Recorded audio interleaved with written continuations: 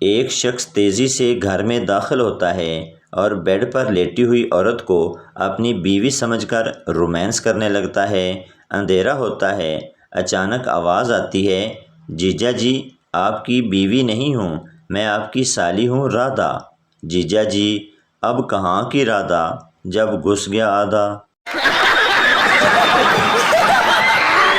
پٹھان نے ڈاکٹر کو گولی مار دی، لوگوں نے پوچھا خان صاحب ڈاکٹر کو کیوں مارا؟ پٹھان یہ بے غیرت کا بچہ بولتا ہے تمہارا بیوی کا بی پی دیکھنا ہے۔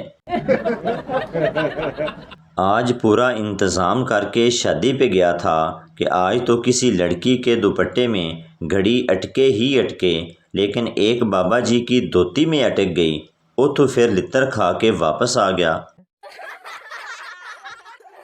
پٹھان نے بھاگتے ہوئے بس پکڑی اور ڈرائیور سے پوچھا یہ بس تیری بہن ہے؟ ڈرائیور نہیں۔ پٹھان تو پھر تیری ماں ہے؟ ڈرائیور نہیں۔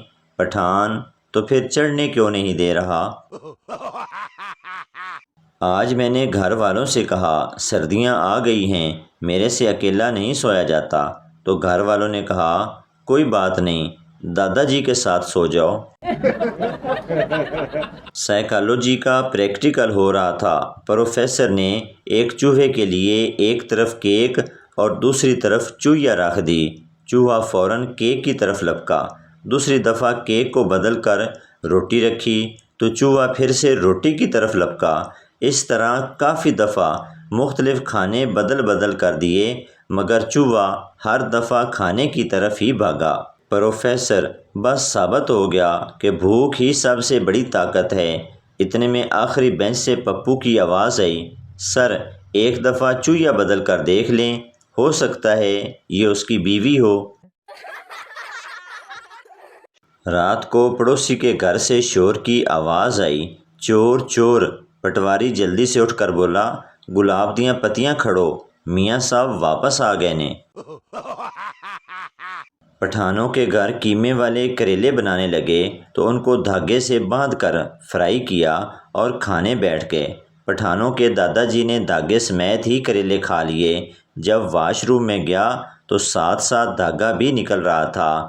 دادا نے دھاگا کھینچا اور پریشان ہو کر اپنے پوتے کو آواز دی، اوئے دوڑ کے آ پتر، نہیں تے تیرا دادا سارا ادھڑ جانا ہی۔ لڑکا آنٹی سے، آنٹی 13 سال کی لڑکی ماں بن سکتی ہے کیا؟ آنٹی نہیں بیٹا، تو پھر اپنی بیٹی آسمہ کو سمجھاؤ، خواہ مخواہ کنڈم کا خرچہ کرواتی ہے۔ وہ شاگرد بھی کسی دہشت گرد سے کم نہیں ہوتا جو ٹیچر کو کلاس میں یاد دلائے، سر آج آپ نے ٹیسٹ کا کہا تھا۔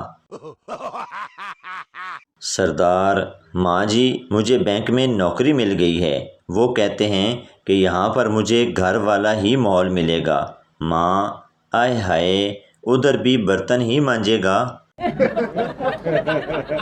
پپو 10 سال سے اللہ تعالیٰ سے دعا مانگ رہا تھا کہ مجھے اولاد دے۔ ایک دن فرشتہ پپو کے پاس آ کر بولا، پپو تجھے اللہ کا واسطہ ہی پہلے شادی تو کر لو۔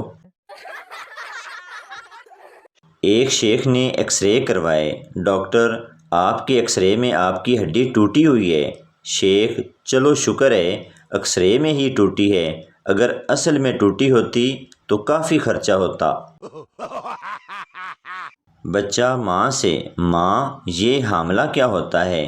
ماں نے غصے سے دیکھا تو بچہ سمجھا کہ غصے کو حاملہ کہتے ہیں۔ دوسرا دن بچہ اسکول سے آتے ہوئے ایک لڑکی کے اوپر گر گیا۔ لڑکی کی ماں چلا کر بولی، یہ کیا بدتمیزی ہے؟ بچہ بولا، گرا تیری بیٹی کے اوپر ہوں اور حاملہ تم ہو رہی ہو۔ پٹھان اندھیرے میں بھابھی کی چارپائی پر چلا گیا، اچانک لائٹ آ گئی تو پتہ چلا یہ تو بھابھی ہے۔ پٹھان بھابھی نکال لوں؟ پٹھان کی بھابھی غصے سے بولی، نکال کر میرے ماتھے میں مارے گا، لگائی جا ٹھوکے پر ٹھوکا۔ ایک بار ایک پٹھان سے کسی نے پوچھا کہ آپ کی عمر کیا ہے؟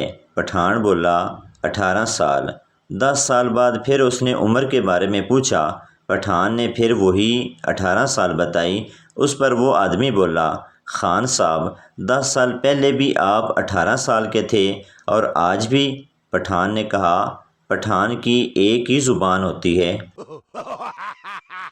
شوہر، میری امی آ رہی ہیں، کچھ بنا لو۔ بیوی نے منہ بنا لیا۔ کچھ دن بعد بیوی، میری امی آئی ہیں، پلیز باہر سے کچھ لے آؤ۔ شوہر جا کر رکشہ لے آیا۔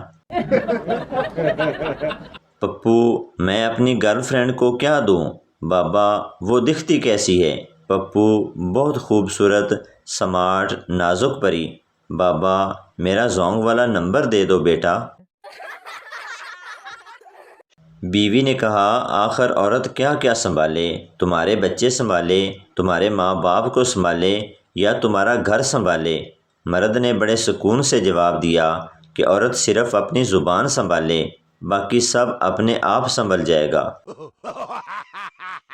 لڑکی، مجھے عثمان سے طلاق چاہیے۔ وکیل، لیکن وہ تو کبڈی کا چیمپئن ہے۔ لڑکی، یہی تو مسئلہ ہے، وہ ہاتھ لگا کر بھاگ جاتا ہے۔ سکندر اعظم آدھی دنیا فتح کر کے اتنا اکڑ کر نہیں چلا ہوگا جتنا پاکستانی کاٹن کا جوڑا پہن کر جمعہ پڑھنے جاتے ہیں۔